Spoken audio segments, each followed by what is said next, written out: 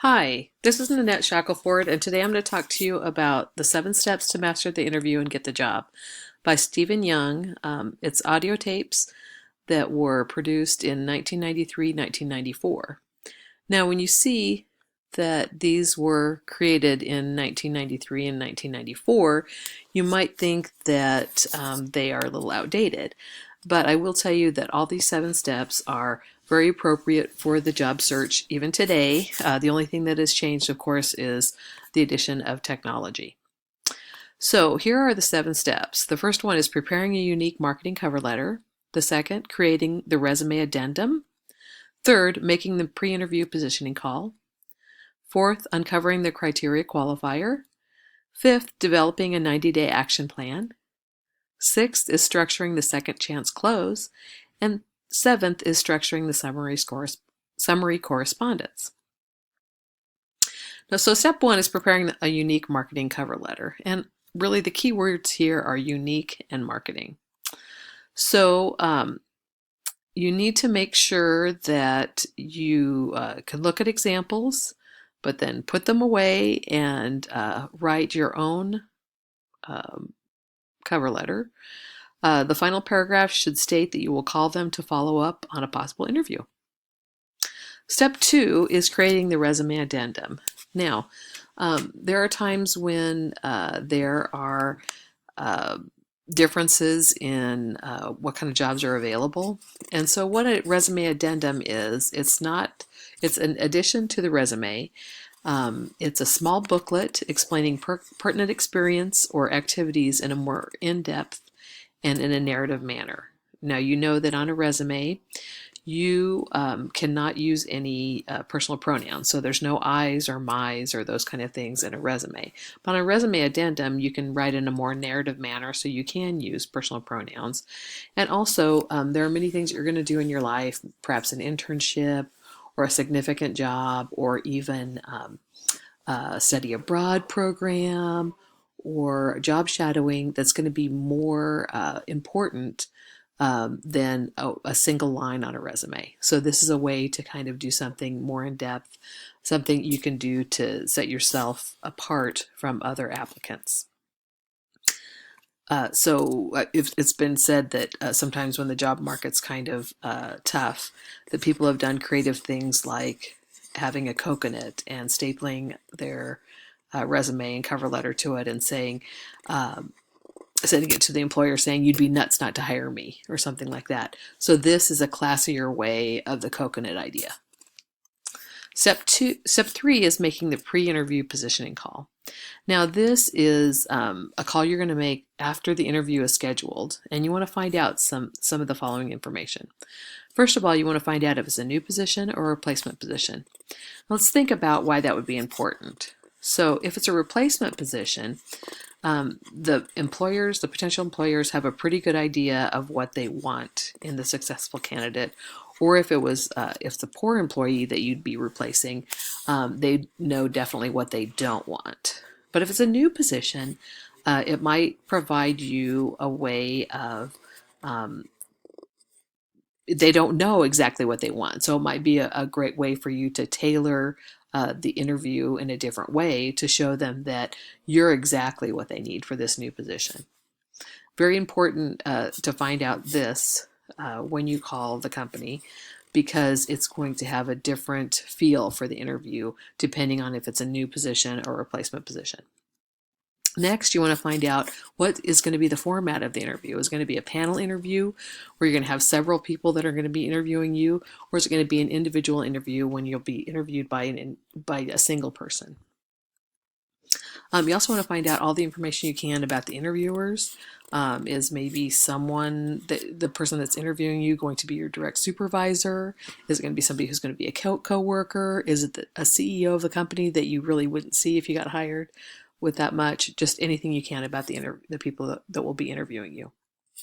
Next, you'll want to find out any information about the position that's not on the company's website or through any research that you can find or that was on the job ad. And any information about the company or the organization that, once again, is not listed on the website. Let's move on to step 4. It's called uncovering the criteria qualifier. So what you're going to do is as soon as you can in the interview, and what usually happens in an interview is that you'll come in, you'll shake hands with the interviewer or the interviewers. They'll sit you down, tell you a little bit about the job, and then they'll start asking you questions. So what you want to do is between when they tell you about the job and they start asking you questions, very politely interrupt and ask the interviewer this following question. How would you describe the ideal person for this position? Now, usually the answer is going to be a whole bunch of things, a litany of skills that they would want from the successful candidate. And you'll say, would you mind prioritizing these skills? And what you want to do is write down these skills and address them for the rest of the interview. So if they want someone who has great fiduciary skills, they're good with money, then you can use the rest of the interview saying how you're good with money. Step 5 is developing a 90-day action plan. Now, sometime in the interview, you're going to be asked something like, what could you bring to the table if we hired you? And at that time, you want to share your 90-day action plan. Now, I will tell you that this 90-day action plan is really some categories and some words, which of course you should use in an interview. But I have used this before in an interview, and I found that it's very impressive to the people that are interviewing you. It lets them know that within 90 days you're going to perform for them and be able to increase business, whatever you need to do for that particular job. You're going to perform well for them. You're going to get to know the job well, and within 90 days you're going to perform. Also, it shows that you're planning and you're visualizing yourself into that particular job. So here's the 90-day action plan. Oh, by the way, if you're not asked this, you want to share this plan towards the end of the interview.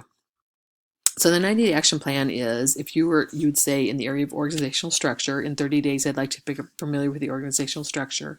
In 60 days I'd like to reach a comfort level.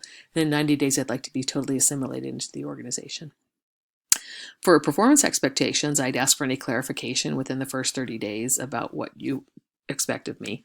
In 60 days I'd like to demonstrate that I meet those performance expectations. And in 90 days I'd like to consistently meet or exceed those expectations. In the areas of human resource management and marketing, the first 30 days I would contact all the people that I'd be working with. In 60 days I'd like to have significant penetration into those areas. And in 90 days I'd like to be totally integrated into the HR management and marketing aspects of the job. As far as training goes, in 30 days I'd like to understand what I need to be doing.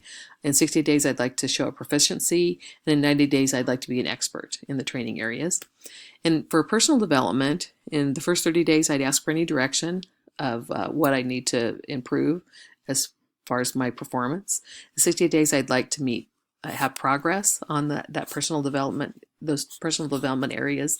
And in 90 days I'd like confirmation that I have in fact developed in a personal way in those areas. So as you can see, I'm just using a category and 3 words for each area. Now the next step 6, is structuring the second chance close. And this is kind of where you're going to need to ask some questions at the end of the interview. And here's one question you should definitely ask. And that would be, now that I've reviewed my skills, education, experience, and background, do you have any reservations about hiring me for this position?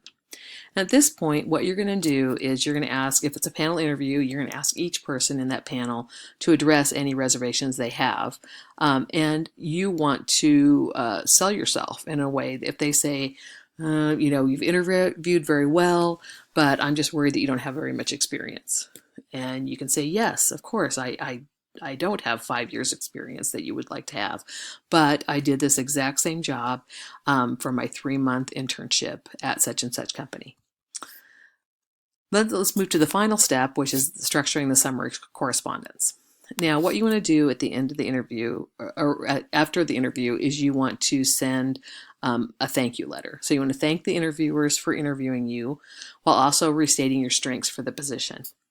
You want to revisit the criteria qualifier, that one thing they wanted from that successful candidate, and how you have that. And also you need to know that about 76% of employers consider a follow-up letter from the candidate to be important, but only about 36% of the candidates actually send follow-up communication to the potential employers.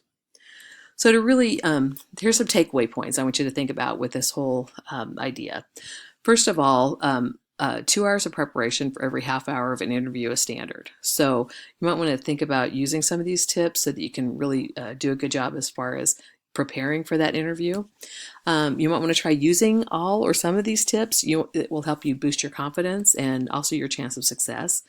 And also remember the interview should be fun. You get to talk about yourself, somebody you should know very well, for at least an hour.